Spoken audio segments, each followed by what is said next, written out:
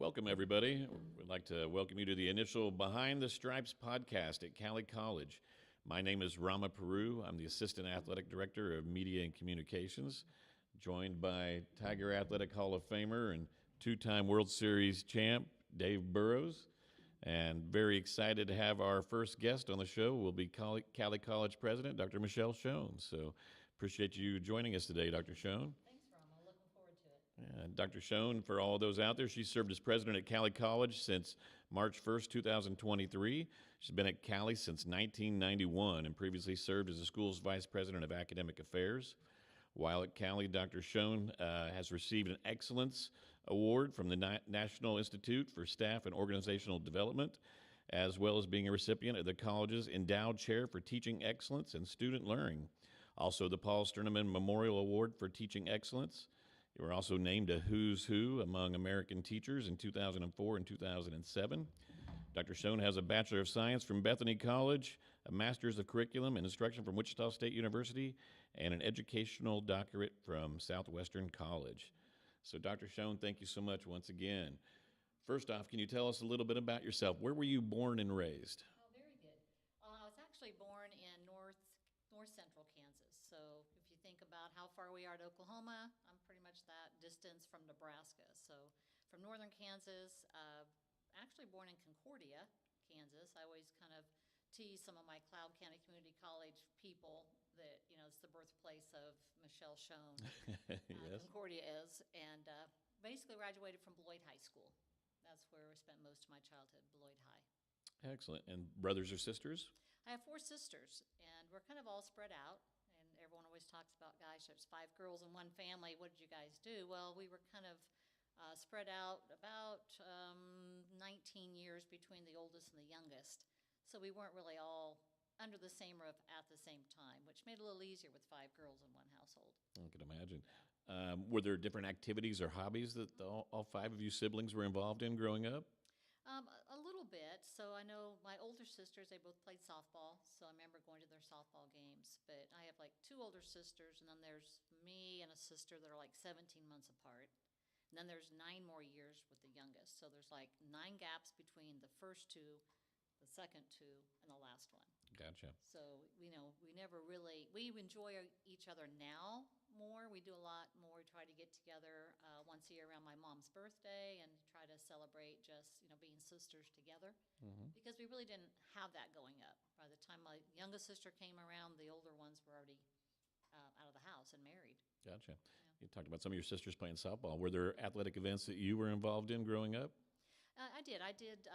Besides playing softball, you know, growing up, and it was a little different in Beloit, Kansas. Of course, we just had, you know, plain old grass fields with a backstop down at the park type of growing up. But I remember my dad actually was even coaching. My dad and my mom coached us in some of our softball as we were growing up.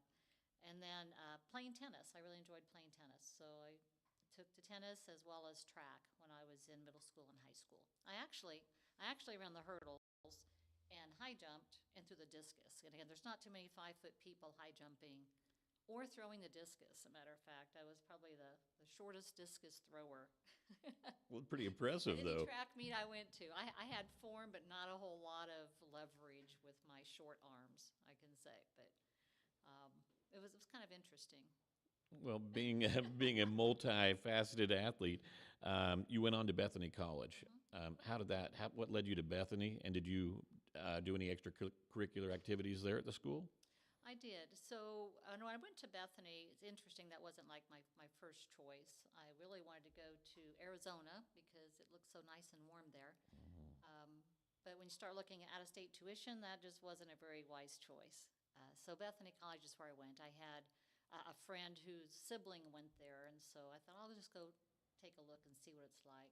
I really enjoyed Bethany. It gave me a chance to major in the sciences, biology, and chemistry. I actually started out pre-med because that was my goal, and then found out that I had more of a knack for teaching my fellow classmates, especially in classes like chemistry and anatomy and physiology. So I ended up kind of like being the tutoring lead, which kind of led me more to a passion of education. Some of the things I did, one you probably might not know, is I actually was a sports editor of the Bethany Life magazine and newspaper. Wow. So I did that in high school as well with the student newspaper. So I did that as well at Bethany. So I wrote some of the sports stories. That was kind of fun. That's wonderful. I had the opportunity to do that at the Wichita State Sunflower as the sports editor for the newspaper there in college and had a great experience with that. You learn a lot with deadlines. Oh, you sure do, don't you? For sure, for sure. And then I also participated in track just for 1 year. We actually won the KCAC the year that I was a freshman and ran track. And again, I ran the high hurdles, not too many 5-foot people running the high hurdles. I wasn't, a star in the high hurdles at all. Well, for Bethany to win the KCAC, that's saying a lot because I know Jim Helmer just down the road at Southwestern College. They won the conference title for 20-some years in a row there at Yeah. Southwestern. So must have been just before that streak. It was. We had Coach Crubb, and he was also a kind of a track legend. And so he had left shortly after that, but he was also a very excellent, very good coach. And then I did tennis all 4 years when I was at college as well. Excellent. I know tennis has played a part not only in your life, but in your family's life. You've had some of your children go on and play tennis and enjoy that Yeah. sport as well. So, the college athletics, it's great when you're in athletics. You have an opportunity to participate in college. And in most cases, getting some scholarship dollars. So it was definitely helpful. My oldest son, Stephen, actually came here and ran cross country for 2 years. He was also a tennis player. He actually went to state in cross country and tennis when he was in high school. But he enjoyed cross country. That was actually, I think, just the second year that Cowley had cross country that he came here and ran. Wonderful. And it made a lot of lifelong friends. Oh, yeah. It was a really good experience for him. And then my son Kevin actually played tennis at Emporia State University, and my daughter Stacy played tennis at Bethany College as well. So it definitely was helpful financially for them to have some scholarship dollars, but they also learned so much from athletics, being a part of a team and teamwork, organizing time. There's just a lot of things you learn outside the classroom. For in sure. athletics. Well, your son, Stephen, I think Coach had a question for you about him as well. Tell me his exact title again now he's at TCU, at Texas Christian University. Yeah, he is. And I don't know if I can tell you his exact title because they change titles a lot. Gotcha. But he's the Associate Athletic Director for Sports Communications, and it was Creative Media, and I'm not sure if that's changed or not. So, but still pretty much doing the same jobs.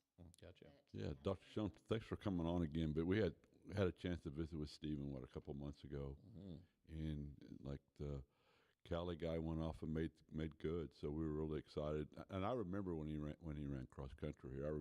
I don't remember all the athletes, but I do remember him. So when you know somebody and you see him go off, and we call it the big time around here. He's at TCU. That's a pretty good job. And the title does change, but still he's involved in athletics, I'm sure. And he's a TCU booster. I talked to him on the radio show. Yeah, we actually work quite a bit of purple also now with TCU, so that's kind of a little different. Not the K-State purple, the TCU purple. That's right. I have to make that distinction. Purple and black and orange. That's color coordinated as best right there. How you manage that? He actually, it's definitely a color combination. He actually got his start really with the high school newspaper experience as well. And then while he was here at Cowley, he did some work at that time and had some experience with InDesign, some of the software that they were utilizing here for the school newspaper. It doesn't sound like much, but you never know when those little experiences really lead to something huge in your resume.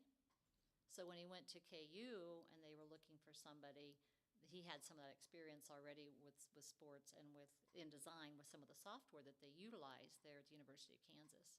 And so he got a really nice gig there starting out, and that really helped him a lot working there as a student. Well, we're awful happy to have him as an alumnus of Cowley College and proud of what he's done. As far as Cowley, what led you to come to Cowley College? How did that all come about? That was very interesting. We had moved from Great Bend to Topeka and then moved down to Winfield for my husband's position. And at that time, I had 3 little ones and wasn't really looking for a job because of the daycare challenges. When I was ready to look for a job, I saw an ad in the paper, and it was for someone to come and help in the chemistry lab 2 days a week. And I thought, hey, that works just perfect.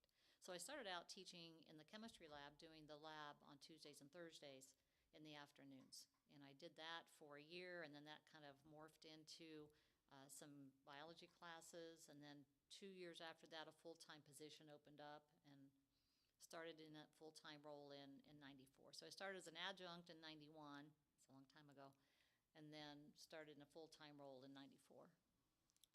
As far as the positions you've held at Cowley, you've held many different roles and worn a lot of different hats here at the school. To become the first female president at Cowley College, what does that mean to you, and what did that mean to you when they put that vote of confidence in to give you that opportunity? Yeah, that's something I reflect on every once in a while, because it's not something that you think, okay, when I grow up, I want to be the college president. I think there are maybe a couple of presidents in the community college ranks that maybe did have that goal in mind, but that was never mine. I was always passionate first about science. I wanted everyone to understand and appreciate science, because everyone should love biology, right? So that was my primary goal, is making sure everyone appreciates science. And then when you get into the broader role of teaching, where does that lead? Wanting people to see their career path, for my students to know where they can go and what they can do with that role. And so it just kind of kept building from that. I think there's probably not a committee or team I haven't been a part of at some time in my Cowley College career. I've always been the person that, if you don't really like the way something is, get involved and make a positive change. Be on that committee. Be the one that says, this is how I think that should be done, or this is why we shouldn't do it this way. And so that's kind of always been my philosophy, is, do something about it. Be an active part in the direction of the college, or the direction of education. And so that's kind of been my standard. When an opportunity came to become the vice president of academic affairs, I kind of thought that was a neat opportunity. It's kind of like a puzzle. You start out with your classroom as a teacher. You've got just one little part of the puzzle, and you kind of got that down, and then you can add a little bigger picture of the puzzle with the different committees, and then eventually with the president's role, it's the whole puzzle. Oh, yeah. And it looks a lot different when you have all the pieces. So it's not just the academic side, but it's the athletic side, it's the business side, it's the buildings and grounds that we do, it's student services. So it's a lot more inclusive of all that the college does, and the community involvement, community awareness that the college does. Yeah, Coach Burroughs spent 30 years here as the head baseball coach, as you know, and had a couple times where he was, as the athletic director, filling in here as interim for the college as well. So a lot of those administrative side duties that come along outside of your normal duties that you had as a baseball coach. So I'm sure you know the extensiveness and the challenges that Dr. Schoon faces when handling that role. Every day is a challenge. But my question to Michelle would be, I came in '87 and you came in '91. Tell me some of the major changes that you've seen that come along the way at Cowley over the years. Well, technology is a big change, and it's really changed how we do things. I'm probably one of the teachers that if I still have my old files, you'd probably still find the old transparencies and those things we used to use. So in the educational world, educational technology definitely has shaped the classroom in a different way than it is today. The virtual learning, online platforms, hybrid classes, the opportunities to attend classes anytime, anywhere, I mean, those are huge. The opportunities for students and to get an education without the time constraints of having to go someplace. For example, when I was working on my master's, I had to drive to Wichita State, twice a week. And that was quite a strain with young kids and just the travel time. Well, now with virtual learning opportunities, online education, those constraints aren't nearly there like they were for others. So that's a huge difference. With the college community as a whole, I personally feel like the community colleges have more respect now as a learning institution that maybe they had 20 years ago. And maybe it's because of the circles I'm in with other community college presidents and community college educators. but the impact that community colleges have on the community as well as on the lives of the students, it's huge. And I think that's even more impactful over the last 20 years. As far as the importance of having a strong athletic program at a community college, what are your thoughts on that? I mean, we're very fortunate here at Cowley to have the success that we do. I mean, it's incredible. In the fall, I think every single sport, basically, they went to nationals, and very proud history here at Cowley. What are your thoughts about the importance of having a strong athletic program? I think it's very important, and not just for breaking rights of presidents, because I got to tell you, there's always a little talk about, one of the presidents just recently said, when are you going to let us beat you? And I'm like, we're not. No. So there's always a little bit of that goes on, but students learn a lot outside the classroom as well as inside the classroom, and what you get from teamwork, getting along with others. You have to learn to give and take, and sometimes you're not always the star, and I think you have to learn where your role is as a team. When you get into the workforce, you're a team. That's right. So I just think there's a lot of value in it. We have been very successful. We have a lot of dedicated coaches, some longtime coaches, and we also have a lot of community support. And I think those all really add up to the overall success of the program. Terrific. How do you balance, I know your hours are just crazy, how many hours you put in here, but how do you balance your work life with your family life? I know you've got a new grandbaby, and, your children are all doing well, and they're all different places, but how do you balance that work and family life? Yeah, work can take a lot of hours, and so it's interesting because one of the things I asked 2 years ago when I was meeting with all the groups of students on the first big day, I said, what do you think the president does at the college? And one of them said, you represent. And I said, yeah, that is something that we do. So one of the things I do is represent the college. And so that means a lot of times going to a lot of things, even athletic events. I can't attend all of them for the whole time, but I do try to get to most of them, at least for some of the time, because of the time commitments. So being able to spread it out and realizing that I can't get to all of them. Sure. And I know that. I know there are some presidents at some of the colleges that try to get to everything, and it's just not possible. No. And then also with home life. Now, my kids are all adults, and that does help a little bit. I'm not running them to activities. Right. But I do want to try to visit with them, and as well as my grandkids. And now my grandkids are getting into activities, and so that does pose a challenge. But I have to keep a calendar. I do keep a calendar and keep it updated, and again, try to get around to as many things as I can so I can represent the college. Because it's not just here in the community, but it's also at the state with other functions. Oh, sure. I have to go to. And before Coach asks the question here, your husband, Scott, you said that kind of is what brought you to the Winfield area. I've had an opportunity to know him for a long time and really value his friendship and enjoy visiting with him. Can you tell us what he's up to nowadays? Is he enjoying retirement? Is he still staying busy? So he retired from the Winfield Recreation Commission. He was the superintendent there for many years.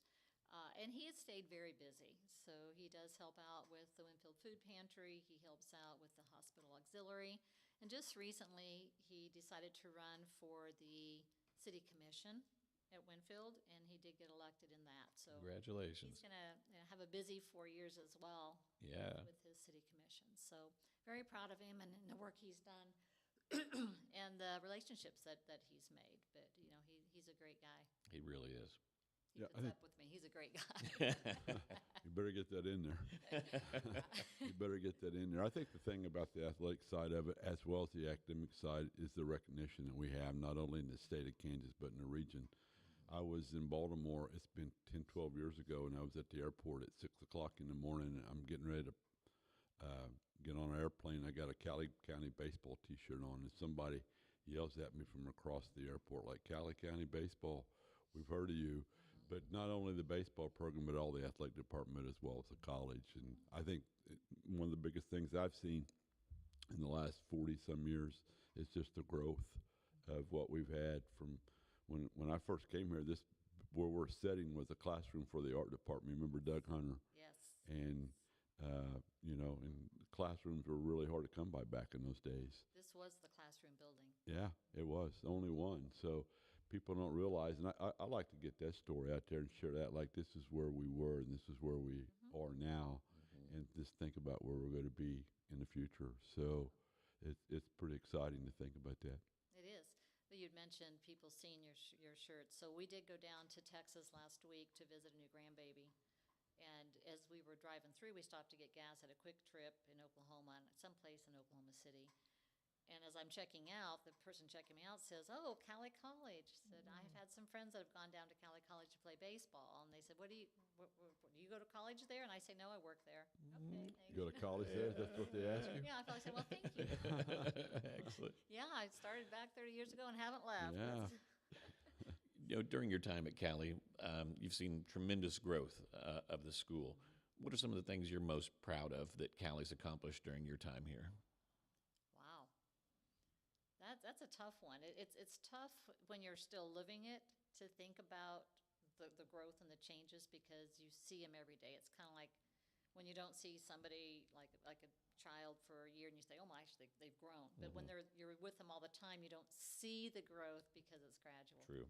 So, sometimes my eyes aren't a thing as somebody else looking in. But I think probably some of the major growths, we mentioned the athletic teams. We've actually added some teams that we didn't have before, some sports. And so that's been a growth in the addition of sports. The number of programs, and then just in the number of facilities, as Coach mentioned.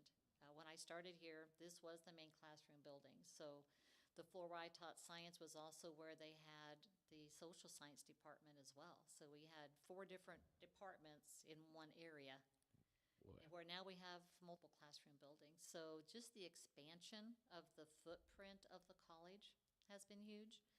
We've recently expanded where we offer courses now at the Winfield Correctional Facility. And so our prison education programs, we have 7 of those that are approved through the federal government that we offer out there. And so that's been a huge change and outreach to that particular population. So it's hard to pick one. The growth right now in technical education, it's kind of a revitalized growth. Because if I look back on some of the data 20 years ago, we had a lot of technical programs. And I'm not sure what happened back then that made some of them stop, but there were some that were discontinued, taught out, which means when you discontinue, you teach them out and they go off the books. And now we're seeing a revitalization and more interest in some of those tech programs. Terrific. We've got a beautiful new tech building here on campus, too. We're very proud of. The Wellington facility just got renewed on their sales tax issue, which is a wonderful thing, too. And if you haven't been out to the Wellington campus, go check it out. It's a beautiful facility. We've got our facility over in Mulvane as well. And so a lot of good things going on. And it's amazing. When I started here back in 2002, a lot of these buildings weren't here. The Webb Brown building, the CTE building now, the Sumner campus, and such, and then over on our athletic fields, we did the turf projects, which were wonderful, so nice out at baseball and soccer and softball. And you go over to W.S. Scott Auditorium to catch a basketball game, and there's constant renovations being done there. So a lot of great things under your leadership in the school. And being someone that grew up playing athletics, you see the value in that, I take it then, that being a part of a team, how important that is and how that can impact someone's life. Yeah, it really is. And for some of the student athletes, some of their teammates end up being some of their lifelong best friends. Right. And so that is really nice. And you mentioned facilities, where we're at right now is a good example. So, we're always trying to improve the campus. It's our home. It's where we are most of the day. And so, keeping it updated, keeping it looking nice, looking for spaces that we can improve and have better utilization of those spaces. There's a lot of competition for students. So your facilities have to be nice because if you want them to come to school here, you got to have something to draw them here. So, and I think, Michelle, you'll probably, once you retire, you'll have enough time to sit back and reflect because when I was working, I didn't realize what we had done. And now once I'm out of it, it's like, We had something pretty special going on here, and it's continued. And I tell everybody it's better now than it was when I was here, for sure. And I think the school's in the same path. So it's exciting. That's my main focus now. Is I just want to be a good ambassador for the college because it gave so much to me, and I want to give back. Yeah, it affects the lives of so many people, employees, students, and also the community members that are very much invested in the college as a community college. You did mention the Wellington Yes. Sumner campus. So yeah, we did just get the sales tax renewed, even though the 10-year one hasn't expired yet. There's still a year left on that. But we're excited to see what can happen at that campus. We do know that we have to expand tech ed programs, which requires space. And so the biggest constraints we have with any program is finding a place to teach it and finding a face to teach it. And so faces and places. So with the additional sales tax renewal years, we're hoping to be able to add more tech programs. Great. That's kind of leads me into my next question is what kind of goals do you still have maybe, that you want to accomplish during your presidency? Very good. Well, I had actually 4 major goals when I stepped into this role. One was trying to stabilize enrollment, which we finally, I think, may have turned the corner. Some of it was kind of a post-COVID. Some was, probably just some of the things we need to do different. But we are seeing now that positive upward trend with enrollment, and that's a good thing for the college. The new tech building, that was also a focus. And then, of course, the sales tax renewal. So those were 3 of my big 4 goals that I wanted to accomplish. Great. We still always have a goal of trying to be financially stable, looking for other funding streams, sources, external funding sources like grants. That's something that's always ongoing. But beyond that, it's continuing to provide programming, expanding tech ed programming, but also making sure that our students that leave here have employability skills, that they're able to get a job, make a living wage, or transfer on if that is their goal. And that's what we have to keep focusing on because ultimately we want our graduates to be able to leave here and do something exceptional. Yes. I hear it from so many students that say, boy, I wish Cowley was a 4-year. They hate that their 2 years is up and that they got to go somewhere else. You mentioned your children that came to school here. My son came to school here. Coach Davis had his children come through here. All of them, yeah. Yeah, and I'm sure you've heard that a lot from players, family, that they wish that Cowley was a 4-year, and that's got to make you feel pretty good. And they really wish it after they go on. They realize the family atmosphere that we had here and how well we took care of each other. And they just, like more coach, didn't know how good it was when I was there, which that's pretty typical, I would say. Right.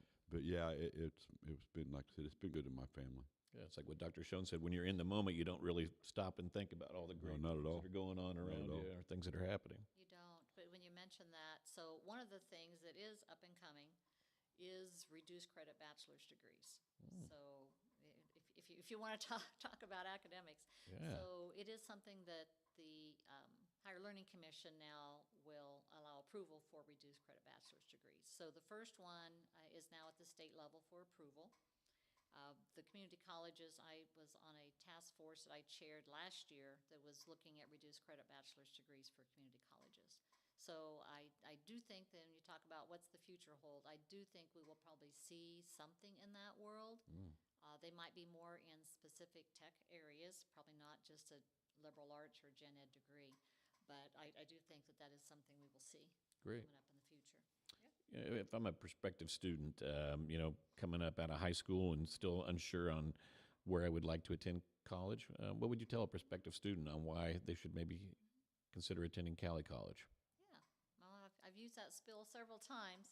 I would say probably the biggest advantage is you do have a smaller class sizes. You do have instructors that are very knowledgeable and trained, where sometimes at the universities you might have a GA, someone that isn't even, a certified instructor, that they're a student themselves. So all of our instructors are full-time staff, or they're part-time and they're very, very qualified. The other thing is affordability. I mean, you get an excellent education and you don't have to have as much student debt. So that's also a big thing, is how much student debt do you want to assume before you get out of school? And So that is something that we do offer, a lot of financial aid opportunities as well as scholarship opportunities. So good education, small class sizes, opportunity to be involved. Mm-hmm. We have so many different clubs and organizations. Sure do. Really for almost any area of interest Mm-hmm. for students. That's a great It's point. a great place to be. And we have a lot of course flexibility. We have transfer to all the Regent universities, as well as most out-of-state schools. I mean, transferring right now is not an issue. I know maybe 20 years ago there was a concern with the classes I take at a community college transfer. Mm-hmm. They do. And we have, a website that shows almost every college in the state how your classes transfer. So Wonderful. They always have, I thought. I mean, when I was Always coaching have. here, if you took the right classes, you just couldn't try to major in eligibility. But if you took your biologies and your physical science and your English and stuff like that, our guys never had a trouble. And our guys went all over the country. Mm-hmm. And that's true. If you have a very select major and you're not taking any classes for it, or let's say you're taking some classes in something like, I'll use welding again as an example, and now you're changing to a liberal arts. I mean, those are always going to be issues. Yeah. Because they're not comparable. Mm-hmm. But if you're taking your key gen eds, they'll go about anywhere. Terrific. Best of K-State, Yeah. TCU. Mm-hmm. Since we're stuck on purple today. Yep, the purple. Right. The purple. We had Yes. TCU stuff on one day, and we were out for a walk, my husband and I think it was like last year, and K-State was playing in a bowl game, and someone comes by and said, "Go K-State," and we're like, this is No. TCU purple, it's not K-State purple. The Horned Frogs are different. That's right. Yeah, for sure. Coach, you got anything else for Dr. Schoen? No, I think I've enjoyed it. Yeah, we really enjoyed getting to know more about you, Dr. Schoen, and Well, thanks. yeah, this has been a wonderful opportunity on our initial podcast to get to learn more about Cowley College President Dr. Michelle Schoen, and we hope we'll have you back on again sometime. Great. No, I really enjoyed it. I like the podcast, and I've enjoyed listening to you guys on your 620 podcast that you do as well. So, Well, thank you. thanks for having me on your first Behind the Stripes podcast. Yeah, well, glad to have you, and we'd like to thank Kris Ripley, our content creator. He is the one who's helped make this terrific studio set up and is being able to bring this podcast to you today. So once again, thank you, Dr. Schoen. Thank you, Coach Burroughs. My pleasure. Thank you, Kris Ripley. And we appreciate you all listening to the Behind the Stripes podcast. And make sure and tune in to the next one, and we'll have these coming at you live. Coming up back after Christmas break, we'll be doing this once a week, and really looking forward to it. So thank you once again.